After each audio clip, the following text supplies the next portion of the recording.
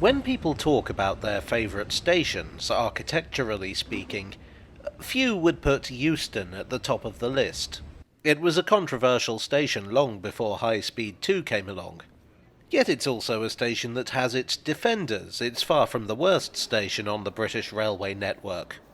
Regardless, in a few years' time it will be gone and replaced with something new. So I think it's time to look into the 60s rebuild of Euston Station, before it disappears forever. It's a curious story which would have an incredible impact felt far beyond the confines of the railway. So, to set the scene. Euston Station was originally built by the London and Birmingham Railway, opening in 1837. It was London's first intercity terminus, and the company were keen to let you know.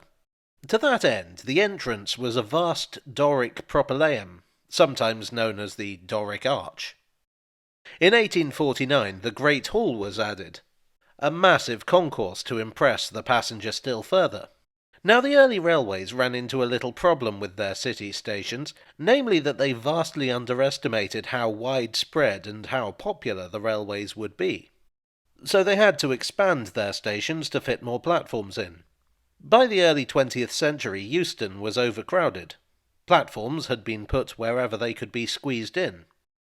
The Great Hall, which had once been a magnificent celebration of the power of the locomotive, was gloomy and cluttered.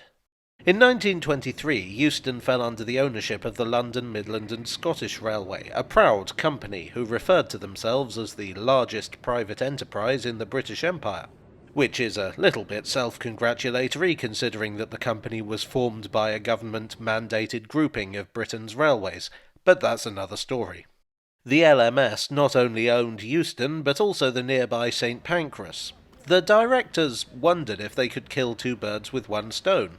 Completely rebuild Euston to increase the number of trains it could accommodate, and also accommodate services from the Midland Main Line that currently ran into St Pancras. Yes, the plan was to get rid of, and possibly even demolish, St Pancras. In 1935 the plans were announced. The new Euston would be something truly special. There would be enough room for all the trains you could possibly want. There would be a new hotel fronting onto Euston Road. There would be offices for the company. The most surprising feature would have been a helipad. What makes this particularly surprising is that in 1935, helicopters didn't really exist. Not commercially, anyway. Basically, the management of the railways of Britain seemed to have this obsession for about 40 years with the idea that they were going to be replaced with helicopters any time now. Well, as we in the future know, that didn't happen. The Second World War took place, and that absolutely hammered the rail network of Britain. In 1948, the railways were nationalised. British Railways, as the network was now known, were financially stretched by having to repair wartime damage, and so the grand plans for Euston were abandoned. Instead, they simply patched up the old station as best they could, altering the track layout to improve capacity and doing what they could with the Great Hall.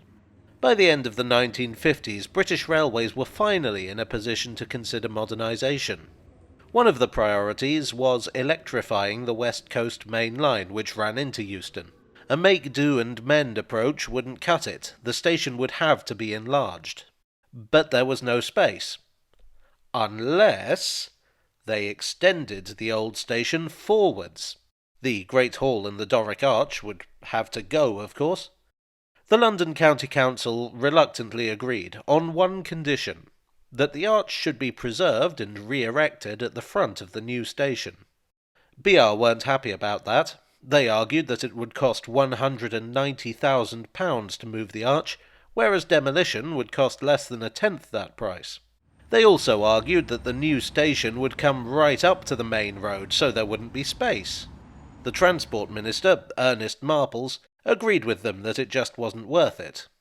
Marples was not a man greatly enthused about the railways, by which I mean he oversaw the closure of thousands of miles of railway, and he'd founded a road construction company in which his wife owned 80% of the shares. And if you think that sounds a bit dodgy, well, it was. So in 1961, Marples announced that the arch was going. Well, that was not a popular move, and there were many voices of protest. The poet Sir John Betjeman was one of the loudest.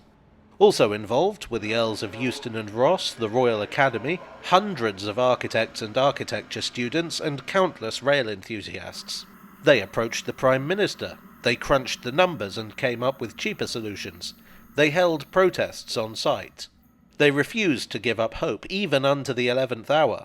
The stones were numbered in case BR changed their minds. But all for naught. The arch was demolished over a 4-month period from November 1961 to March 1962. Well, arch, propylaeum, it doesn't matter, it's dead now. The gatehouses of the old station remain as a reminder of the old days, and the old gates are preserved in the National Railway Museum at York. But there was another legacy. The failure of activists to get the station saved resulted in a change in the way we view buildings. The wider public came to recognise that it wasn't just stately homes and castles that were worth saving. The factories and railway stations of the Industrial Revolution were just as much a part of our history, and British Railways would thus have a much harder time knocking their other stations down. There was talk of demolishing Victoria, St Pancras, Liverpool Street and Marylebone, but it would remain talk. Not all stations would be so lucky, of course. So what would replace Euston? Well, there's a story, and it would go in some very crazy directions. British Railways, or British Rail as it would officially be known from 1965, wanted a radical new station. It was true that vast sections of the network were being closed down, but what remained was to be transformed into a thoroughly modern network. No more dirty steam trains filling Victorian buildings with smoke. This was the age of Harold Wilson's white heat of technology, after all. BR approached the construction firm Taylor Woodrow with the brief. The architects at the firm responded with enthusiasm. The book, British Rail Designed, 1948-97, by David Lawrence, describes their proposal as something like the Barbican Centre. That is to say, a complex of shops and entertainment venues with a new and exciting station as the centrepiece, something not only representing the excitement of the new age of rail, but a landmark for the local community and London as a whole. Retail and office space within the complex would cover the costs. The station would utilise theories of crowd flow for maximum efficiency. It was a fantastic idea. The architects presented the concept to British Railways, who said, "Oh dear me, no." They elected to design it themselves on a lower budget. Now, I'm not saying that the rejected architects were a little bit frustrated by all this, but they would go on to form Archigram. Archigram was one of the most radical architectural collectives in the history of construction. They envisaged incredible new concepts of urban living that would challenge not only the way cities were built, but what the concept of a city even meant. One idea they had was the plug-in city, in which buildings would consist of a permanent frame into which living units could be, well, plugged as required. Another was flying city centres, airships that could be landed in towns to provide them with the facilities of a metropolis. The most memorable was the walking city, which was a city that walked. Few of these projects got off the ground, figuratively or literally. The plug-in city has been tried, thus far unsuccessfully, and no one seems willing to invest in flying or walking cities. But their out-of-the-box thinking has influenced such radical projects as the Lloyd's building, the Centre Pompidou, and Rod Stewart's swimming pool. But they would have no involvement in the Euston station we actually got, which is a shame. I feel like a walking station would make interchange a lot easier. That being said, their initial proposal would have some influence on the new station. For one thing, the station would be a multi-level affair, which would incorporate 4 office blocks, a hotel, and improved crowd flow concepts. Not only was it influenced by the future members of Archigram, but by the work of Charles Holden on the London Underground, who had been devising efficient urban stations for decades. The Underground would be a key part of the new station. The underground stations at the old Euston had been added long after the original station had been built. There were 2 northern lines, one on either side of the main complex, connected by a long network of foot tunnels beneath the station. And at this time it was known that the Victoria line was on the way, so the new station would have to take that into account. There was also the Metropolitan and Circle Line station at Euston Square, which logically should have been connected to the new station, but it was considered a priority to put an underground car park in. As you might imagine, with a man like Ernest Marples in Westminster, transport was planned around the idea that the car was king. If you didn't like walking from Euston Square to Euston in the rain, well, maybe you should try not being such a pauper next time. If you came by bus, you were better off, because there would be space for a bus station at the front. BR took their plans to the government for approval, only for them to say, "Oh dear me, no." You see, the London County Council were concerned with the number of office blocks going up in central London, and here were BR proposing to build 4 of them. It wouldn't do. They could have offices, but no more than they would need for their own staff. They would, literally, have to go back to the drawing board. Meanwhile, preparatory work had begun on the replacement station. A temporary structure opened in 1963. Where possible, services were diverted to other stations and passengers were advised on alternative routes. But for the most part, the station operated as usual. The new station design was approved and Taylor Woodrow began work in May 1966.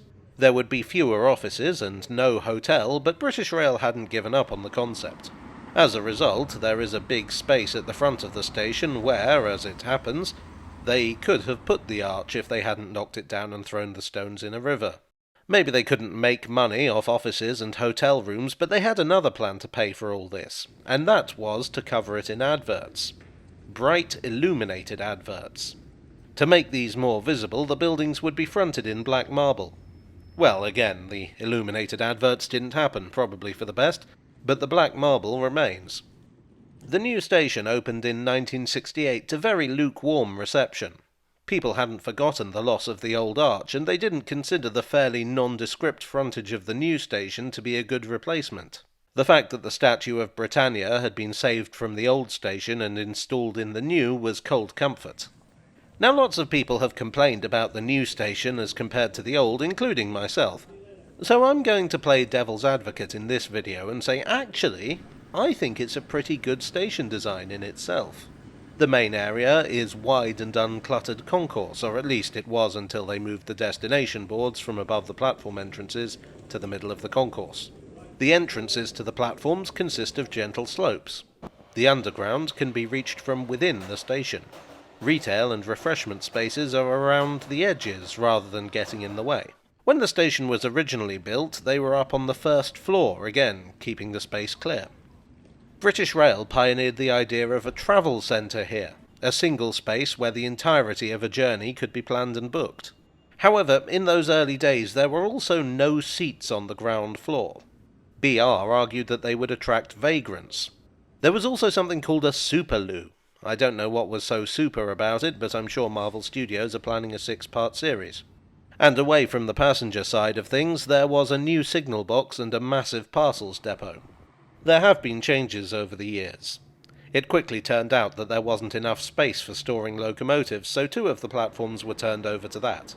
The parcels depot would lose its purpose with the decline of parcel traffic by rail.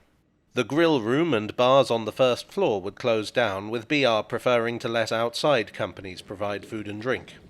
British Rail itself would cease to exist in the 1990s, the logical conclusion of its continued downsizing. But the biggest change is yet to come. Trains have once again outgrown the station. High Speed 2 is coming. And whatever virtues or flaws the 1968 station may have will soon be irrelevant, as it is being swept away by the same march of progress that put it there in the first place. Demolition has already begun. We don't know what's coming. The future of Euston is in flux at the time of writing this script.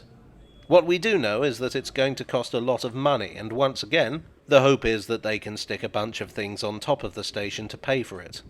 It has a lot to live up to. While I suspect that the 1968 station will not be mourned by many, it can't be denied that, one way or another, it's had a big effect on the world. Well, I hope you enjoyed today's video. If so, please do leave a like and consider subscribing for more. I would like to thank my donors on Ko-fi, on Patreon, and here on YouTube for your generous support. You are the wide open space to my rush hour crowd. And I'll see you all again very soon. Cheerio.